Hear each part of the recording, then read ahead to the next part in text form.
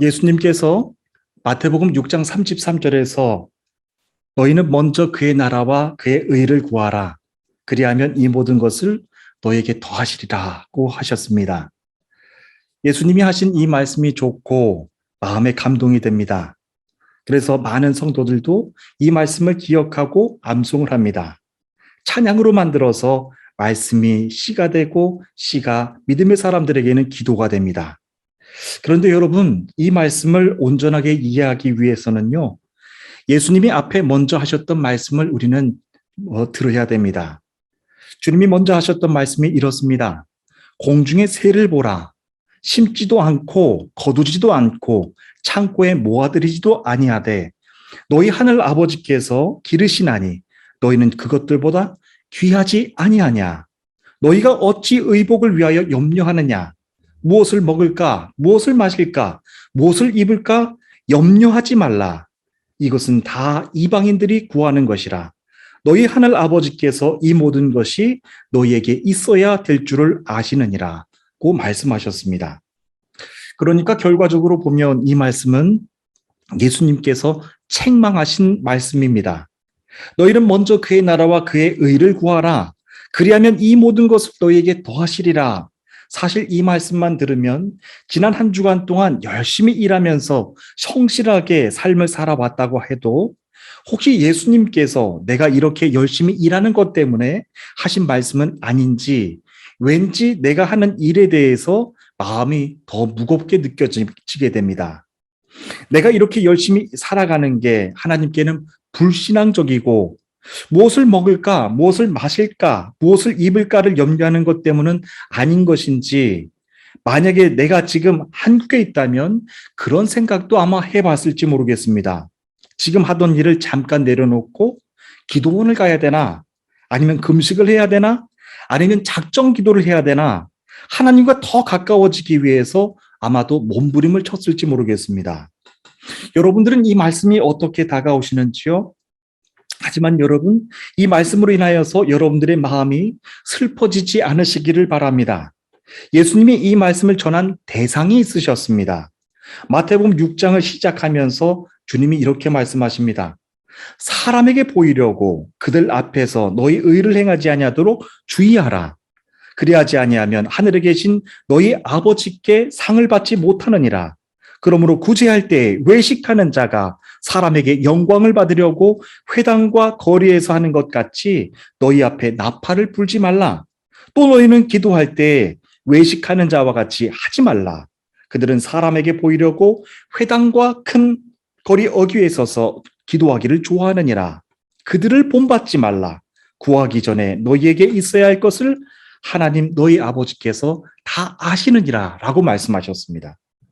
예수님께서 외식하는 자들에게 책망하시면서 하신 말씀입니다.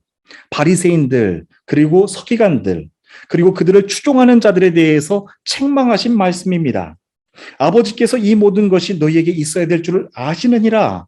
무엇을 먹을까? 무엇을 마실까? 무엇을 입을까? 하지 말라. 그러면서 하셨습니다. 이는 다 이방인들이 구하는 것입니다. 라고 하셨습니다. 하나님의 말씀대로 살려고 했던 사람들이 여러분 바리새파 사람들이었습니다. 서기관들이었고 그리고 그들을 추종하는 율법주의자들이었습니다. 그런데 예수님이 그들에게 정곡을 찌르신 것이죠. 그렇게 사람들에게 보이기 위해서 금식을 하고 그렇게 사람들에게 보이기 위해서 구제를 하는 건 그들이 사람들에게 영광을 받기 위해서 하는 것이다. 무엇을 먹을까? 무엇을 마실까? 무엇을 입을까를 걱정하고 염려하기 때문에 사람들에게 보여주기 위해서 그렇게 하는 것이다. 라고 하면서 예수님이 정곡을 찌르신 거예요. 예수님은 그들에 대해서 이렇게 말씀하십니다. 하늘에 계시는 아버지께 상을 받지 못할 것이다. 그들은 이미 자기 상을 받았느니라 라고 말씀하셨습니다. 그러면서 예수님이 말씀을 전하신 것입니다. 너희는 먼저 그의 나라와 그의 의를 구하라. 그리하면 이 모든 것을 너희에게 더하시리라 라고 말씀하신 것이죠. 예수님이 전하신 그의 나라와 그의 의는 성경 전체가 전하고 있는 핵심 중에 핵심입니다. 하나님의 나라를 설명할 때 우리는 이해하기 쉽도록 세상 국가에 대해서 많은 비유를 합니다. 한 국가가 세워지기 위해서는 땅이 있어야 되죠. 국민이 있어야 되죠. 주권이 있어야 됩니다. 그처럼 하나님 나라도 땅이 있어야 되고 하나님 나라의 백성과 주권이 있어야 된다고 합니다. 정말 그렇습니다. 그의 나라와 그의 의를 말할 때 하나님 나라는 하나님의 통치가 미치는 영역을 말합니다. 하나님이 다스리는 곳이 바로 하나님 나라입니다. 성경은 하나님이 통치하시는 하나님 나라에 대해서 일관되게 말씀을 전하고 있습니다. 구약 성경은 하나님이 천지 만물의 왕이 되시며 그 나라의 왕으로 오실 메시아에 대해서 예언해 주십니다. 복음서는 왕으로 오신 예수님께 대하여 증언합니다. 사도행전과 나머지 서신서들도 왕이신 예수님과 그의 나라와 그의 권세, 그의 능력에 대해서 전하고 있습니다. 그리고 성경의 마지막 요한계시록의 말씀은 예수님께서 영원히 다스리시는 왕이심을 선포하고 있습니다. 이렇게 성경 전체는 왕이신 예수 그리스도와 그의 나라와 그의 의에 대해서 증거해 줍니다. 그래서 구원이란 하나님이 통치하시는 그분의 나라에 들어가는 것이 바로 구원입니다. 이는 마치 바로 왕의 통치 아래 있었던 이스라엘 백성들이 애굽의 문을 당당히 열고 나와서 언약의 땅, 가나안 땅에 들어갔던 것처럼 어둠의 권세자, 마귀의 종살이 하던 우리가 빛의 나라 그리스도의 왕국 안으로 들어가는 것을 바로 구원이라고 말하는 것입니다. 그래서 세상 일에 한참을 분주하다가도 성경의 눈을 돌려 하나님의 말씀에 경청하게 되면 세상은 하나님의 섭리와 경륜 속에서 움직여 나가고 있다라고 하는 것을 우리는 알게 됩니다.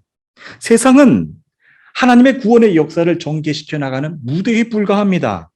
그리고 이 시대의 역사의 무대 중심의 주제는 하나님 나라입니다. 하나님 나라의 중심 인물은 예수 그리스도 그분이십니다. 그 구원의 역사 한가운데 서 있는 저와 여러분들은 하나님 나라와 하나님 나라의 의를 위해서 살아가는 쓰임받는 주의 종들입니다. 여러분 그 목적, 그 삶의 목적을 발견한다고 한다면은 우리는 어떤 일을 하더라도 어떤 상황에서 어려움을 당하더라도 우리들의 삶의 목적은 하나님 나라의 의와 하나님 나라의 그 영광을 위해서 살아가게 되는 것입니다. 그러면서 하나님 나라의 의를 위하여 꿈을 꾸고 하나님 나라에 대해서 비전을 함께 나누고 기도하는 사람들이 많아지며 하나님을 찬양하게 되는 것이죠. 그것이 예배가 되고 그것이 기도가 되는 것입니다. 예수님은 사람들에게 구제하는 것과 기도할 때조차도 사람들에게 보여주기 위해서 자기의 의를 나타내려고 했던 바리새파 사람들과 서기관들에게조차 이렇게 하지 말라라고 책망하셨습니다. 그래서 저는 오늘 이 시간에 자칫 사람들에게 보여주기 위해서 할 수 있는 구제와 기도보다 예수님이 먼저 하라고 하셨던 그의 나라와 그의 의에 대해서 말씀을 전하기를 원합니다. 천국에 대한 말씀을 증거하고자 합니다. 그러면 이제 하나님께서 주시는 오늘 본문의 말씀을 다 함께 보시겠는데요. 마태복음 13장 1절부터 4절까지 있는 말씀을 우리 다 함께 한 목소리로 읽어주셨으면 좋겠습니다. 마태복음 13장 1절부터 4절까지입니다. 다 함께 읽겠습니다. 시작.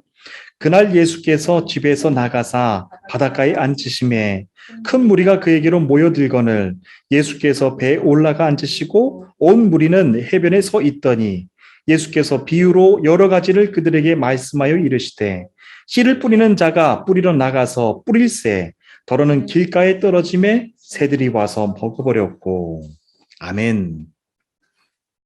농부에게 가장 큰 기쁨은 가을이 되면 풍성한 열매와 곡식을 거두는 것입니다. 여러분 지금 이 시기가 바로 곡식을 거두는 시기입니다. 봄에는 씨앗을 뿌리고 여름에는 열심히 밭을 갈고 거름을 줍니다. 그리고 가을이 되면 열매를 거두게 됩니다. 예수님의 길을 따라가는 제자들의 삶이 마치 농사를 짓는 것과 비슷합니다. 예수님도 하나님 나라의 신비한 이 비밀을 농사 짓는 것에 비유하셨습니다. 그런데 씨 뿌리는 자 말씀의 배경인 이스라엘, 팔레스타인의 지역을 가보면요. 그 땅이 우리들이 상상하는 그 땅과 많이 다르다고 하는 것을 보게 됩니다. 대부분의 집안은요, 석회암으로 되어 있기 때문에 땅을 먼저 갈고 씨앗을 뿌려서 농사를 지을 수 있는 그런 환경이 아닙니다. 농부는 씨앗을 먼저 뿌립니다. 어떤 땅이 비옥하고 좋은 땅인지를 모르기 때문이죠. 그러니 어떤 씨앗은 길가에 떨어지기도 하고 가시떨기 위에 떨어지기도 하고 바위 위에 떨어지기도 합니다. 여기서 씨를 뿌리는 농부는 예수님 자신을 가리킵니다. 그리고 예수님은 하나님 말씀을 씨앗으로 뿌리게 되는 것이죠. 여기에서 하나님 말씀이란 천국 복음을 뜻합니다. 복음의 말씀에 생명력이 있습니다. 베드로전서 1장 23절에 기록된 말씀입니다. 너희가 거듭난 것은 썩어질 씨로 된 것이 아니요 썩지 아니할 씨로 된 것이니 살아있는 항상 있는 하나님의 말씀으로 되었느니라 라고 말씀하셨습니다. 이와 같이 복음은 듣는 사람의 마음을 변화시키는 능력이 됩니다. 듣는 사람의 인격과 가치관을 변화시킵니다. 하나님 나라의 복음은 하늘의 씨앗과 같아서 많은 열매를 맺게 합니다. 하늘의 씨앗이 땅에 떨어지지만 그것이 열매를 맺으면 풍성한 열매로 나타나게 됩니다. 비유해서 씨를 뿌리는 네 종류의 밭은요, 복음의 말씀을 듣는 사람들의 상황, 마음 상태를 뜻합니다. 똑같은 하나의 복음의 말씀을 듣는데도 이처럼 여러 가지 밭의 상태가 나타나는 이유가 무엇일까요? 그것은 눈에 보이지는 않지만 그만큼 하나님 나라의 사역에 방해되는 장애물들이 우리 주변에는 많다라고 하는 것을 보여주는 것입니다. 주중에 저희 교회가 중보하고 있는 우리 태평교회 현지인 교회 목사님과 통화를 나누었습니다. 이제 이 팬데믹 기간 동안에 현지인 교회가 온라인으로 예배를 드렸고, 오프라인으로 만나는 것을 자제했고, 이제 9월부터는 대면 예배를 시작하고 있기 때문에 저도 목사님과 이제 서서히 대면으로 만날까 준비하고 있습니다. 목사님의 근황이 궁금해서 현지인 교회 목사님과 통화를 나눴습니다. 목사님이 함께 나누고 싶은 일이 많다고 하시면서 기쁜 일, 좋은 일로 오랜 시간으로 우리 목사님과 통화를 나눴습니다. 가장 먼저 말씀을 꺼내신 것이 토르발르 이 지역에 사는 20대 젊은 청년에 대한 말씀이셨습니다. 그거 말고 한 가지가 더 있으셨는데 그것은 시간 관계상 다음 주에 또 말씀을 드리겠습니다. 좋은 소식들이 참 많으십니다. 토르발르 이 지역에 사는 20대 젊은 청년 한 사람이 교회를 찾아왔다는 것입니다. 그리고 복음을 영접했다는 말씀입니다. 그 말씀을 듣는데 제가 저절로 눈물이 핑 돌았습니다. 그래서 어떻게 된 일인가요? 목사님, 자세한 상황을 말씀해 주세요. 라고 하면서 목사님께 자세한 정황을 여쭈었습니다. 목사님은 그 청년이 벌써 몇 주 동안 교회에 와서 꾸준하게 하나님의 말씀을 듣고 있노라고, 그리고 따로 주중에 시간을 내서 성경 공부도 가르쳐주고 있노라고, 그러면서 자기가 자원해서 하나님의 자녀가 이제는 되기로 결단하겠노라고 하면서 예배 출석을 벌써 몇 주째 하고 있다는 말씀입니다. 얼마나 제 마음에 감동이 되고 감사가 됐는지 모릅니다. 그러면서 제 마음에 다시 깨달음이 왔습니다. 이것이 복음의 능력이고 말씀의 권능이구나 라고 하는 것을 깨달았습니다. 하나님의 말씀은 살았고 운동력이 있어 좌우에 날선 어떤 검보다도 예리하여 혼과 영과 관절과 골수를 찔러 쪼개기까지 하며 또 마음의 생각과 뜻을 감찰한다고 말씀하고 있습니다. 팔레스타인 지역에는 밭과 밭 사이에요, 폭이 1m 정도 되는 긴 땅이 있습니다. 그 긴 땅은 농부가 곡식과 곡식을 가꿀 때 서로 통과하는 긴 오가는 통로입니다. 그렇기 때문에 그 통로길은 누구나가 다 밟고 지나가는 길이기 때문에 그 길은 딱딱하고 굳은 땅이 됩니다. 그런데 농부는 씨앗을 흩어 뿌리기를 하기 때문에 씨앗이 길가로도 튈 수가 있습니다. 그래서 길가에 떨어진 씨앗은 땅으로 파묻힐 수가 없습니다. 그렇게 길가에 뿌려진 씨는 뿌리가 내려질 수 있는 그런 상황이 될 수 없는 아주 굳은 인간의 마음을 뜻합니다. 여러분, 무엇 때문에 사람의 마음이 그렇게 단단하게 굳어지는 것일까요? 사람의 마음이 이렇게 단단하게 굳어지게 된 이유는 많이 찾아볼 수가 있을 것입니다. 이 같은 사람들은 세상에 대해서도 마음을 열지 않는 사람들입니다. 심지어는 참 진리 앞에 대해서도 마음을 굳게 닫고 있는 사람들입니다. 많은 이유를 찾아볼 수가 있을 것입니다. 하지만 그들 중에서 하나를 꼽으라고 한다면 자기 지식과 경험이 많은 교만 때문입니다. 여러분, 바리새인들을 한번 생각해 보기를 원합니다. 본문에서 예수님께서 책망하신, 그리고 본문 이전에 이 본문의 배경이 된 책망의 대상을 받은 우리 바리새파 사람들, 서기관 사람들을 한번 생각해 보기를 원합니다. 그들은 당시에 예수님의 말씀이 권위가 있으시다라고 하는 것을 알고 인정하면서도 자기 지식과 편견 때문에 예수님을 참 구세주로 영접하지 않았던 사람들입니다.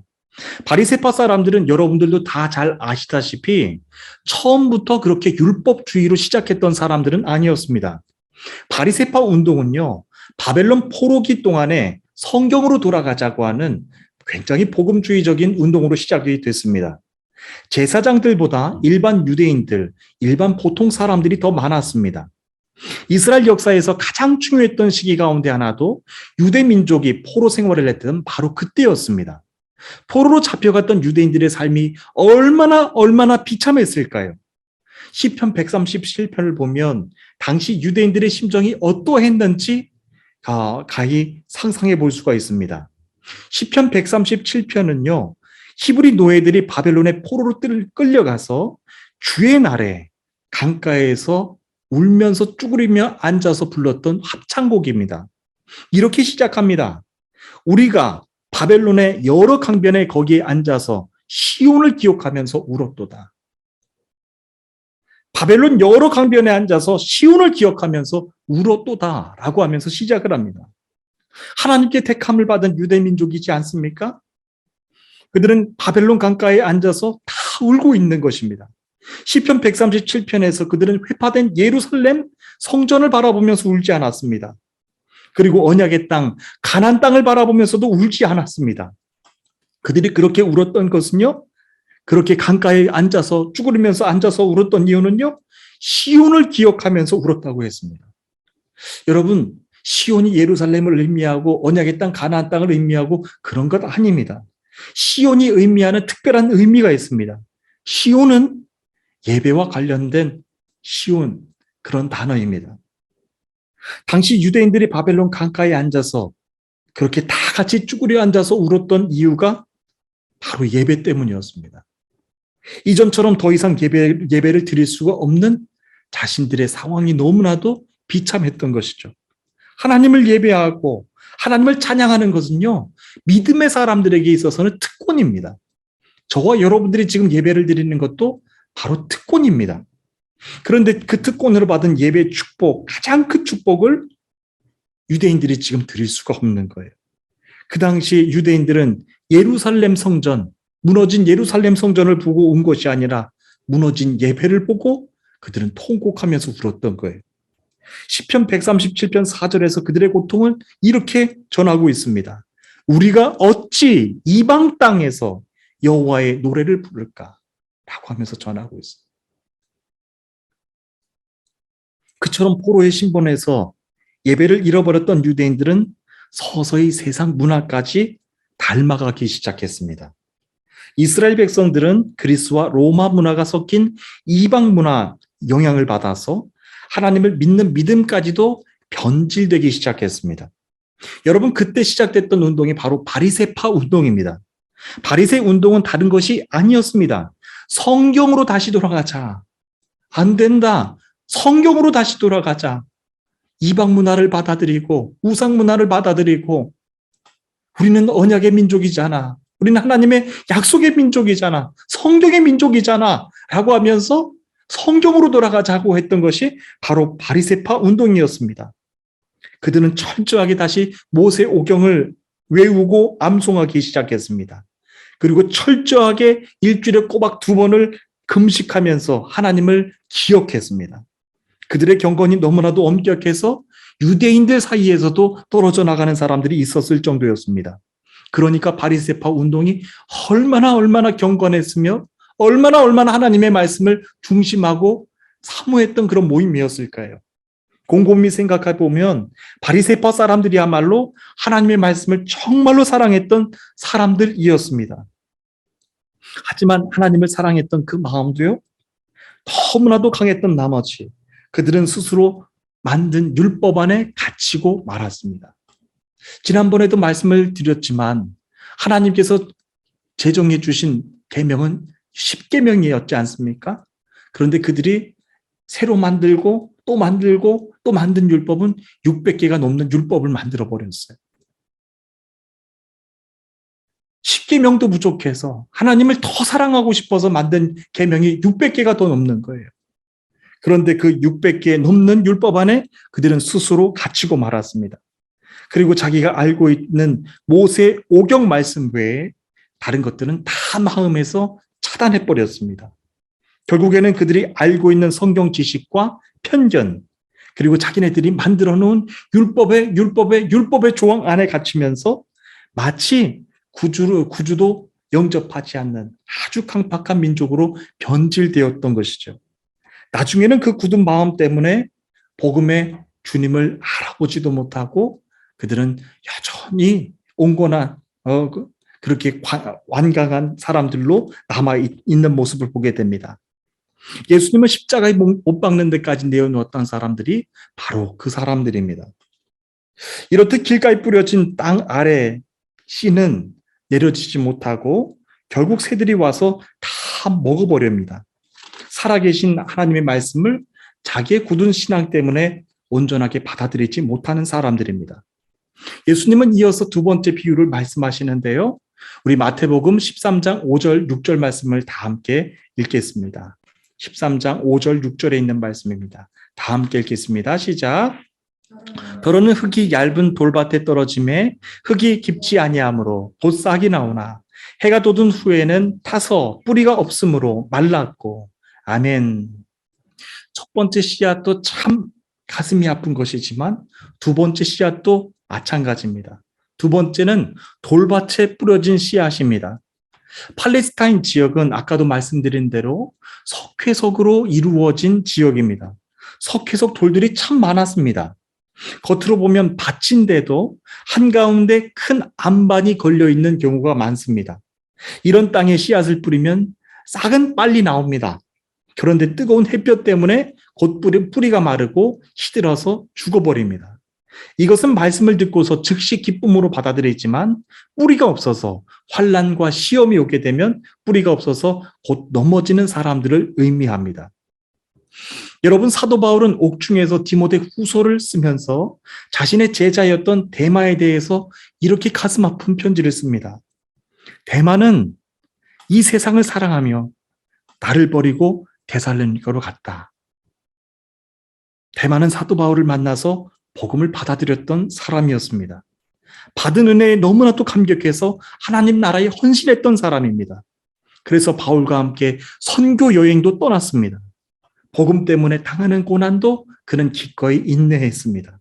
그런데 사도 바울이 감옥에 갇히고 사도 바울의 죽음의 시간이 가까이 오는 것을 보고 그는 크게 두려워하여서 바울을 버리고 그의 고향으로 떠났습니다. 한때는 복음 앞에서 결단한 사람이었고 헌신의 사람이었고 십자가 사람이었고 복음의 사람이었던 그가 어떻게 이렇게 바뀔 수가 있었을까요? 그의 모습을 어떻게 우리는 이해할 수가 있을까요? 데마는 바로 돌밭에 뿌려진 씨앗과 같은 사람입니다. 복음의 좋은 소식을 기쁨으로 받아들입니다. 그가 원하는 것까지 헌신의 모습을 보여줍니다. 그러나 하나님의 말씀에 진리의 뿌리가 없기 때문에 그 삶의 고난이 오게 되면 그 뿌리가 말라져서 나중에는 모든 것들을 다 잃게 됩니다.